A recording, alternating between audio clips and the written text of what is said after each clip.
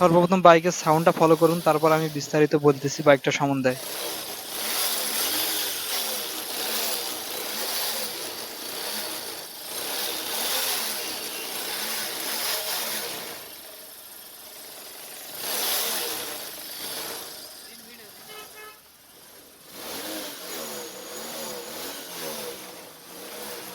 আসসালামু আলাইকুম। তো আপনার হয়তো বাইকের সাউন্ডটা শুনে বুঝতে পারছেন যে বাইকের সাউন্ডটা কতটা খারাপ হয়ে গেছে। মনে হচ্ছে ইঞ্জিন থেকে সাউন্ড করতেছে, কিন্তু মূলত এটা সাউন্ডটা ইঞ্জিনের না, এটা সাউন্ডটা ইঞ্জিনের বাইরের থেকে অর্থাৎ আদার সাইড যে চেন কভার এগুলো থেকে বা ইঞ্জিনের অন্যান্য জিনিসগুলো আছে যে বাইকের, সেগুলা থেকে সাউন্ডটা হচ্ছে। তো সাউন্ডটা হওয়ার যে মূলত কারণ সেটা হচ্ছিল বাইকটা ভাইব্রেশন করতেছে অতিরিক্ত। তো এইরকম অতিরিক্ত ভাইব্রেশন করার যে কারণটা হয়ে থাকে, বা ডিসকভার 25 বাইকগুলো এমনি থেকেই ভাইব্রেশনের রাজা বলা হয়ে থাকে।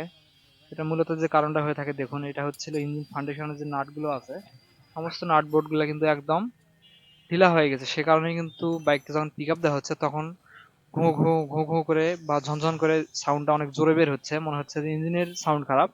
এবং বাইকটা চালাতেও কিন্তু চেন থেকে বাজে শব্দ করতেছে, ব্যাড নয়েজ করতেছে। এটার মূলত সেই কারণটাই হচ্ছিল। আবার ইঞ্জিন ফাউন্ডেশনের নাটগুলো এতটা লুজ হয়ে গেছে যে আপনার বাইকের ইঞ্জিনটা পর্যন্ত নড়তিছে, অর্থাৎ হাত দিয়ে জাতা দিলে ইঞ্জিনটা ঘটর ঘটর করে নড়তিছে। তো এই সমস্যার কারণে বাইকটা আমাদের গ্যারেজে নিয়ে আসছিল। তো বাইকটা টেস্ট ড্রাইভ দেওয়ার পরে আমরা এই সমস্যাগুলো পাইছি। তো তারপরে হচ্ছিল আমরা এটার কাজ করতেছি। তো এখন হচ্ছিল এই বাইকটার যে কাজ হবে সেটা হচ্ছিল আপনার ইঞ্জিনের ফাউন্ডেশনের সমস্ত নাট বোল্ট গুলা একে একে টাইট করে দেওয়া। তো এগুলা কিন্তু অনেকটা লুজ, আপনি ধারণা করতে পারবেন না যে বাইকের নাটগুলো এতটা লুজ হয়ে গেছে। সমস্ত নাটগুলা এমনি এমনি ঘুরতেছে।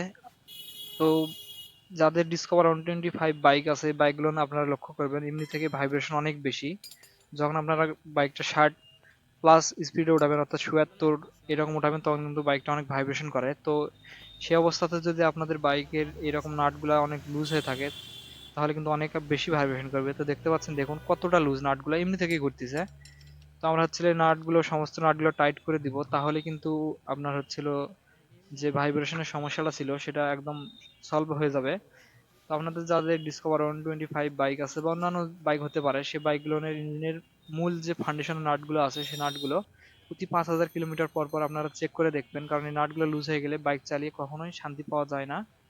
বাইক থেকে একটা বিশ্রী একটা আসে, ফিলস আসে, আপনার বাইক চালাতে ইচ্ছা করবে না। তো এই নাটগুলো অবশ্যই আপনারা চেকিং করে দেখবেন, লুজ থাকলে টাইট করে নেবেন সবগুলা। এবং আপনার হচ্ছে ব্যাক সিরিজের যে নাটটা বলা হয়ে থাকে সে নাটটাও আপনারা ওটার সঙ্গে দেখবেন, যে লুজ থাকে টাইট করে দিবেন। ওটা নাট লুজ থাকলে আমি পর্যায়ে বলতেছি, আসুক ওটা যখন নাট টাইট করবো তখন আমি বলবো যে কিভাবে নাটটা টাইট দিতে হবে এবং টাইট না থাকলে কি সমস্যা হতে পারে।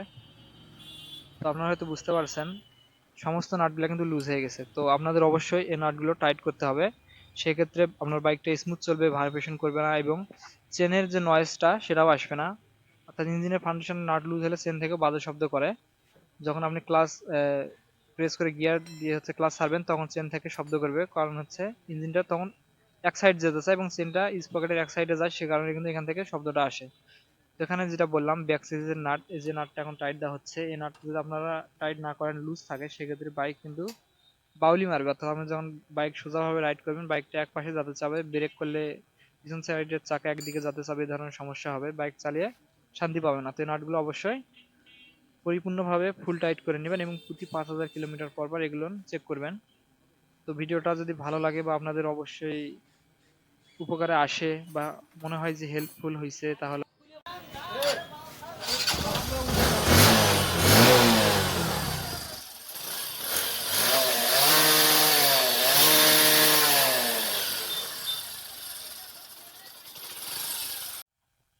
তো আপনারা ভিডিওর শুরুর সাউন্ডটা ফলো করবেন, আর হচ্ছে এখনকার সাউন্ডটা বাইকের দেখবেন যে কতটা তফাৎ আসছে। এখন কিন্তু আর আগের মতো যে ঘো ঘো ঘো ঘো করে সাউন্ড করতো সেটা কিন্তু নাই। আর সমস্ত জায়গা থেকে যে ইঞ্জিনের মানে বাইকের বডি থেকে একটা বাজে সাউন্ড বেরোতো, সে সাউন্ডটা আর আসবে না। এবং বাইকটা তার কোনো সমস্যাই হবে না। এরকম যদি সমস্যা হয়ে থাকে তো আপনারা অবশ্যই নাটগুলো চেক করে দেখবেন। বাইক যদি ভাইব্রেশন করে সেক্ষেত্রে, এবং যদি বাজে সাউন্ড হয় সেক্ষেত্রে আপনারা নাটগুলো চেক করে দেখবেন, বাইক থেকে ভালো পারফরমেন্স পাবেন ইনশাল্লাহ, আশা করা যায়। ভিডিওটা ভালো লাগলে অবশ্যই লাইক করে দিবেন এবং চ্যানেল নতুন দর্শক আসলে চ্যানেলটা অবশ্যই সাবস্ক্রাইব করে দিবেন। দেখা হবে পরে কোনো ভিডিওতে, সে পর্যন্ত সবাই ভালো থাকবেন, সুস্থ থাকবেন, আল্লাহ।